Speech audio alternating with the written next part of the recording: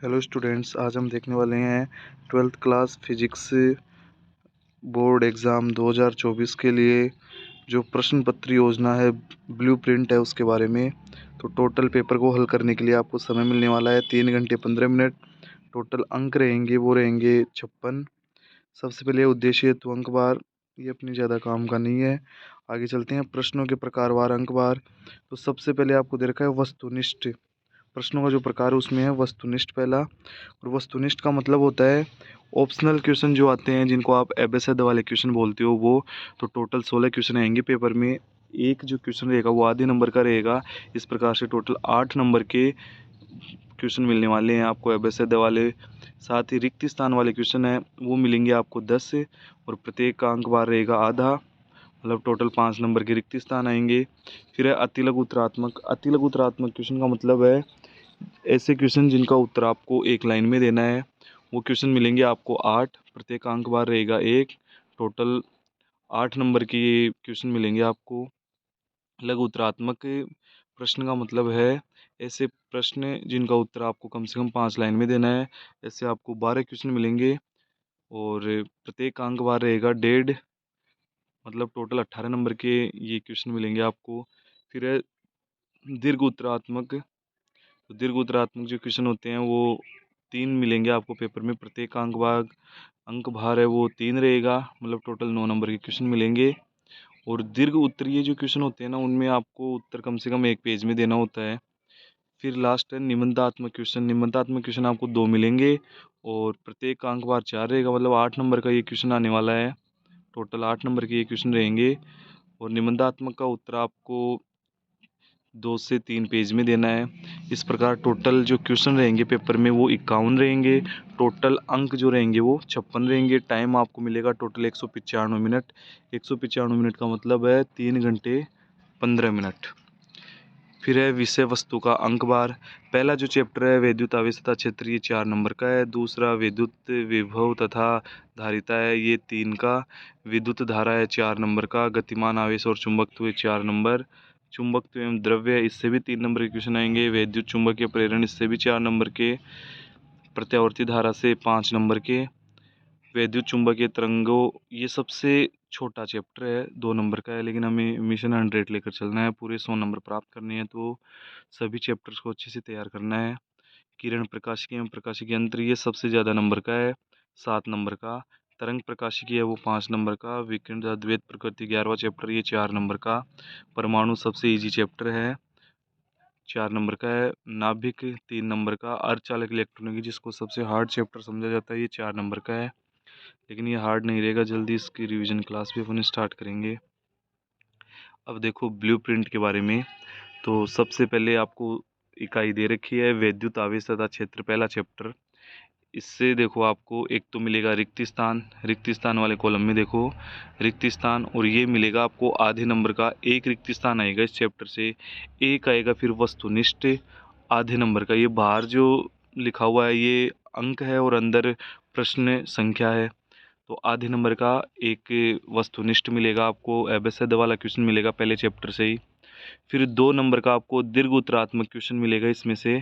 और साथ में आप आगे देखोगे इसमें तो एक दीर्घ उत्तरात्मक लिखा हुआ है 1 नंबर का, और आगे उसमें खाली है। तो कहने का मतलब ये है कि ये 2 दीर्घ उत्तरात्मक लिखे हुए, इसमें 2 और 1, तो मतलब ये एक ही क्वेश्चन आएगा, जिसमें एक तो 2 नंबर का क्वेश्चन रहेगा और एक 1 नंबर का, मतलब 3 नंबर का एक क्वेश्चन बनेगा।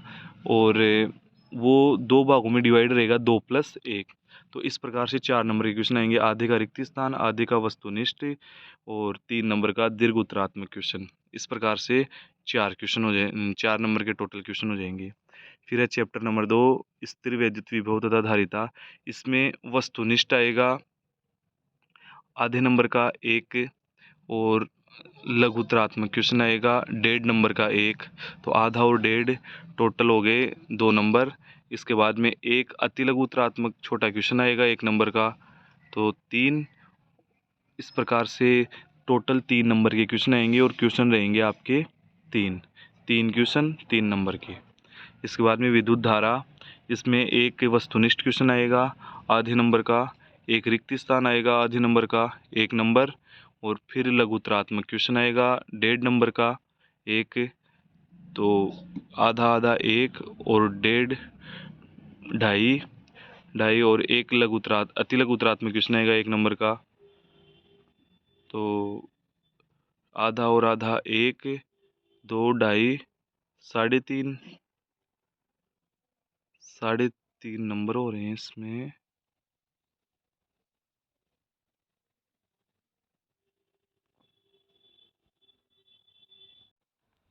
सॉरी, वस्तुनिष्ठ इसमें 2 है। आप वस्तुनिष्ठ में देखोगे तीसरे चैप्टर में तो 2 है आधे आधे नंबर के, तो 1 नंबर का ये हो गया। रिक्त स्थान हो गया आधे नंबर का 1.5 और 1.5 नंबर का एक लघुत्तरात्मक 3 और एक अति लघुत्तरात्मक 1 नंबर का, ऐसे 4 नंबर के हो जाएंगे। टोटल क्वेश्चन हो जाएंगे 5। फिर है गतिमान आवेश और चुंबकत्व। इसमें एक रिक्त स्थान आएगा आधे नंबर का, एक आधे नंबर का वस्तुनिष्ठ क्वेश्चन आएगा, मतलब एबेसिड वाला आएगा 1 नंबर। 2 क्वेश्चन हो गए 1 नंबर के। और फिर एक 2 नंबर का क्वेश्चन आएगा और एक ये 2 नंबर वाले क्वेश्चन के साथ ही एक 1 नंबर वाला क्वेश्चन रहेगा, मतलब 2 + 1। ये भी जैसे पहले चैप्टर में था ना, उस हिसाब से रहेगा। तो जो टोटल क्वेश्चन है वो 3 हो जाएंगे इसमें, एक रिक्त स्थान वाला, एक वस्तुनिष्ठ और एक ये दीर्घउत्तरात्मक 2 + 1 वाला। तो इस प्रकार से 3 क्वेश्चन 4 नंबर के।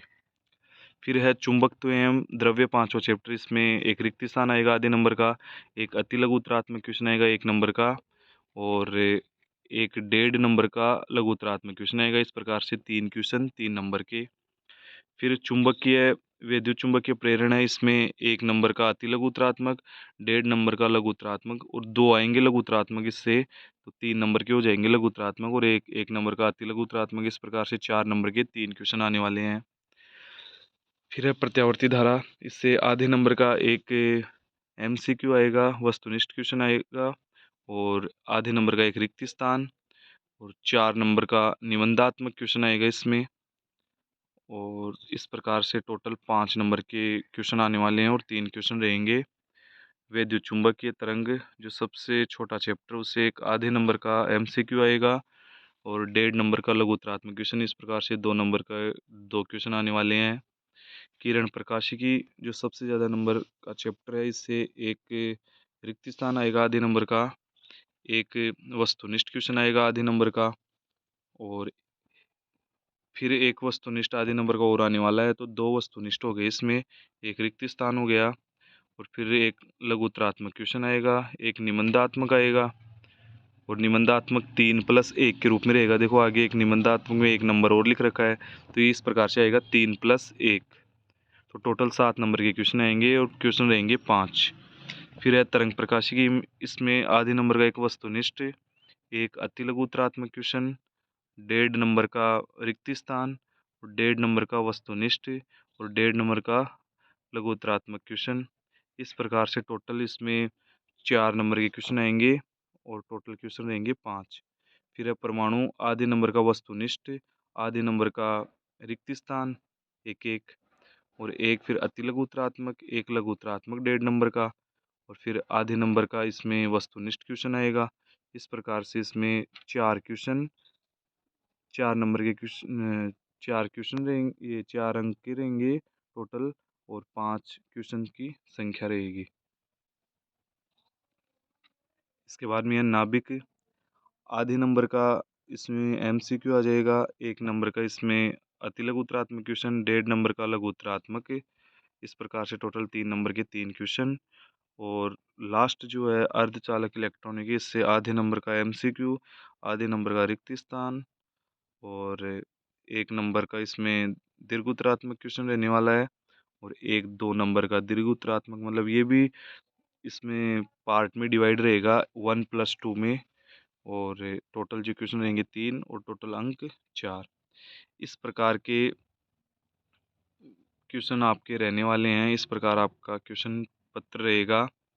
साथ ही खंड स और द में प्रत्येक में एक आंतरिक विकल्प है, आपको विकल्प दिया हुआ आएगा।